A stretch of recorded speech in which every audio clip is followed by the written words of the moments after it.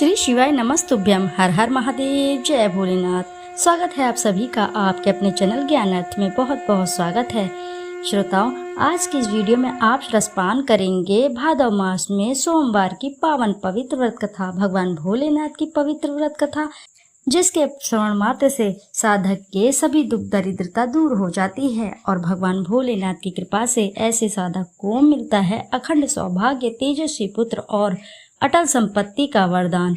और इसी के साथ साधक के सभी दुख दरिद्रता दूर हो जाती है और मनवांछित फल की प्राप्ति का वरदान प्राप्त होता है।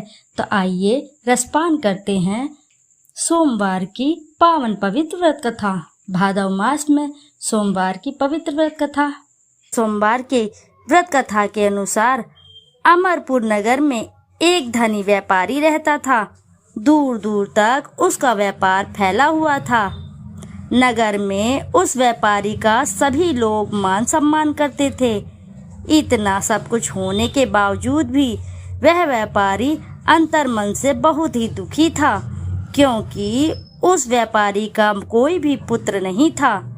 इसी चिंता में वह अंदर ही अंदर घुटता रहता था और उसे हमेशा यह चिंता सताती रहती थी। दिन रात उसे एक ही चिंता सताती रहती थी। उसकी मृत्यु के बाद उसके इतने बड़े व्यापार और धन संपत्ति को कौन संभालेगा, सारा भार कौन संभालेगा। पुत्र पाने की इच्छा से वह व्यापारी प्रति सोमवार भगवान शिव की व्रत पूजा किया करता था। संध्या काल को व्यापारी शिव मंदिर में जाकर भगवान शिव के सामने घी का दीपक जलाया करता था। उस व्यापारी की भक्ति को देखकर एक दिन पार्वती ने भगवान शिव से कहा, हे प्राणनाथ, यह व्यापारी आपका सच्चा भक्त है। कितने दिनों से यह सोमवार का व्रत और पूजा नियमित कर रहा है। भगवान आप इस व्यापारी की मनोकामना अवश्य ही पूर्ण करें। यह आपकी जिम्मेदारी है। आपको इसकी मनोकामना शीघ्र ही पूर्ण करनी चाहिए। भगवान शिव ने मुस्कुराते हुए कहा, हे पार्वती, इस संसार में सबको उसके कर्म के अनुसार फल की प्राप्ति होती है। प्राणी जैसा कर्म करते हैं उन्हें वैसा ही फल प्राप्त होता है। इसके बावजूद पार्वती माता नहीं मानी।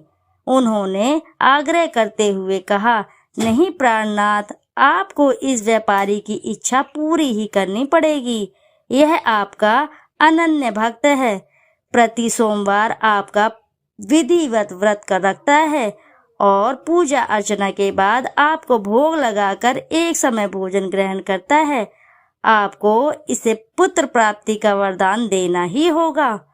पार्वती का इतना आग्रह देखकर भगवान शिव ने कहा, तुम्हारे आग्रह पर मैं इस व्यापारी को पुत्र प्राप्ति का वरदान देता हूँ, लेकिन इसका पुत्र 16 वर्ष से अधिक जीवित नहीं रहेगा। उसी रात भगवान शिव ने स्वप्न में उस व्यापारी को दर्शन देकर उसे पुत्र प्राप्ति का वरदान दिया और उसके पुत्र के 16 वर्ष तक जीवित रहने की बात भी बताई।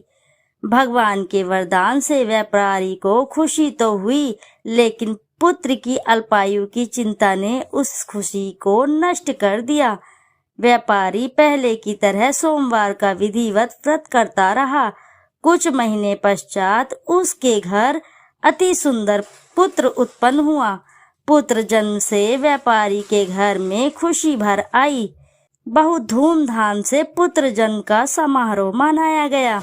व्यापारी को पुत्र जन्म की अधिक खुशी नहीं हुई, क्योंकि उसे पुत्र की अल्प आयु के रहस्य का पता था। यह रहस्य घर में किसी को नहीं मालूम था। विद्वान ब्राह्मणों ने उस पुत्र का नाम अमर रखा था। जब अमर 12 वर्ष का हुआ तो शिक्षा के लिए उसे वाराणसी भेजने का निश्चय हुआ।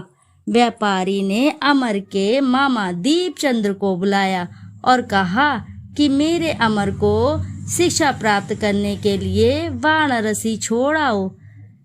अमर अपने मामा के साथ शिक्षा प्राप्त करने के लिए चल दिया। रास्ते में जहाँ भी अमर और दीपचंद रात्रि विश्राम के लिए ठहरते, वहीं यज्ञ और ब्राह्मणों को भोजन कराते थे। लंबी यात्रा के बाद अमर और दीपचंद्र एक नगर में पहुंचे। उस नगर में राजा की कन्या के विवाह की खुशी में पूरे नगर को सजाया गया था। निश्चित समय पर बारात आ गई, लेकिन वर का पिता अपने बेटे के एक आंख से काने होने के कारण बहुत चिंतित था। उसे इस बात का भय सता रहा था कि राजा को इस बात का पता चलने पर कहीं वह विवाह से इनकार न कर दे, इससे उसकी बदनामी होगी। वर के पिता ने अमर को देखा तो उसके मस्तिष्क में एक विचार आया। उसने सोचा, क्यों न इस लड़के को दूल्हा बनाकर राजकुमारी से विवाह करा दूं। विवाह के बाद इसको धन देकर विदा कर दूंगा और राजकुमारी को अपने नगर में ले आऊंगा। वर के पिता ने इसी संबंध में अमर और दीपचंद से बात की। दीपचंद ने धन मिलने के लालच में वर के पिता की बात स्वीकार कर ली। अमर को दूल्हे के वस्त्र पहनाकर राजकुमारी चंद्रिका से विवाह करा दिया गया। राजा ने बहुत सा धन देकर राजकुमारी को विदा किया। अमर जब लौट रहा था तो सच नहीं छिपा सका और उसने राजकुमारी के चुन्नी पर लिख दिया सारी बात जो घटित हुई थी। राजकुमारी चंद्रिका, तुम्हारा विवाह तो मेरे साथ हुआ था। मैं तो वाराणसी में शिक्षा प्राप्त करने जा रहा हूँ। अब तुम्हें जिस नवयुवक की पत्नी बनना पड़ेगा वह कान्हा है। जब राजकुमारी ने अपनी ओढ़नी पर लिखा हुआ पढ़ा तो उसने काने लड़के के साथ जाने से इनकार कर दिया। राजा ने सब बातें जानकर राजकुमारी को महल में रख लिया। उधर अमर अपने मामा दीपचंद के साथ वाराणसी पहुंच गया। अमर ने गुरुकुल में पढ़ना शुरू कर दिया, अपनी शिक्षा ग्रहण करनी शुरू कर दी। जब अमर की आयु 16 वर्ष हुई तो उसने एक यज्ञ किया। यज्ञ की समाप्ति पर ब्राह्मणों को भोजन कराया और खूब अन्न वस्त्र दान किए। रात को अमर अपने शयन कक्ष में सो गया। शिव के वरदान के अनुसार शयन व्यवस्था में ही अमर के प्राण पखेरु उड़ गए। सूर्योदय पर मामा अमर को मृत देखकर रोने पीटने लगा। आसपास के लोग भी एकत्रित होकर दुख प्रकट करने लगे। मामा के रोने विलाप करने के स्वर समीप से गुजरते हुए भगवान शिव और माता पार्वती ने भी सुने। पार्वती जी ने भगवान से कहा, प्राणनाथ, मुझसे इसके रोने के स्वर सहन नहीं हो रहे। आप इस व्यक्ति के कष्ट अवश्य दूर करें। भगवान शिव ने पार्वती के साथ अदृश्य रूप में समीप जाकर अमर को देखा तो पार्वती जी से बोले, पार्वती, यह तो उसी व्यापारी का पुत्र है। मैंने इसे 16 वर्ष की आयु का वरदान दिया था। इसकी आयु पूरी समाप्त हो चुकी है। पार्वती जी ने फिर भगवान शिव से निवेदन किया, हे प्राणनाथ, आप इस लड़के को जीवित करें, नहीं तो इसके माता पिता पुत्र की मृत्यु के कारण रो रो कर अपने प्राणों को त्याग कर देंगे। इस लड़के का पिता तो आपका परम भक्त है, वर्षों से सोमवार का व्रत करते हुए आपको भोग लगा रहा है। पार्वती के आग्रह पर भगवान शिव ने उस लड़के को जीवित होने का वरदान दिया और कुछ ही पल में वह जीवित होकर बैठ उठा। शिक्षा समाप्त करके अमर मामा के साथ अपने नगर को चल दिया। दोनों चलते चलते हुए उसी नगर में पहुंचे जहां अमर का विवाह हुआ था, उस राजकुमारी के साथ। उस नगर में भी अमर ने यज्ञ का आयोजन किया। समीप से गुजरते हुए नगर के राजा ने यज्ञ का आयोजन देखा। राजा ने अमर को तुरंत पहचान लिया। यज्ञ समाप्त होने पर राजा अमर और उसके मामा को महल में ले गया और कुछ दिन उन्हें महल में रखकर बहुत सा धन वस्त्र देकर राजकुमारी के साथ विदा किया। रास्ते में सुरक्षा के लिए राजा ने बहुत से सैनिकों का भी साथ भेजा था। दीपचंद्र ने नगर में पहुंचते ही एक दूत घर को भेजकर अपने आगमन की सूचना भेजी। अपने बेटे अमर के जीवित वापस लौटने की सूचना से व्यापारी बहुत ही प्रसन्न हुआ। व्यापारी ने अपनी पत्नी के साथ स्वयं को एक कमरे में बंद कर रखा था। भूखे प्यासे रहकर व्यापारी और उसकी पत्नी बेटे की प्रतीक्षा कर रहे थे।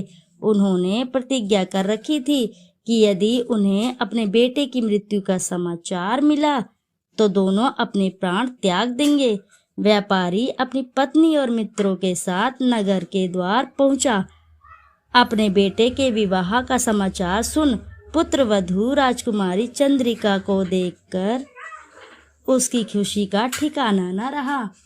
उसी रात भगवान शिव ने व्यापारी के स्वप्न में आकर कहा, हे श्रेष्ठी, मैंने तेरे सोमवार के व्रत और व्रत कथा सुनने से प्रसन्न होकर तेरे पुत्र को लंबी आयु प्रदान की है। व्यापारी बहुत ही प्रसन्न हुआ। सोमवार का व्रत करने से व्यापारी के घर में खुशियां लौट आई।